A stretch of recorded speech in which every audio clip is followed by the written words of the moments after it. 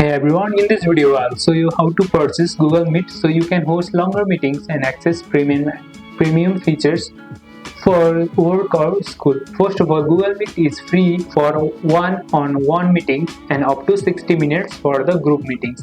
But if you need longer meetings or extra features, you will need a Google Workspace subscription. To purchase, go to the Google workspace.google.com and choose a plan that fits you. First of all, go to the browser and search here workspace.google.com. Then after that it will ask for your contact info, first name and last name and your current email address. Now option includes business starter, business standard and business plus. This plan gives you different meeting limits and features like recording, breakout rooms and live streaming.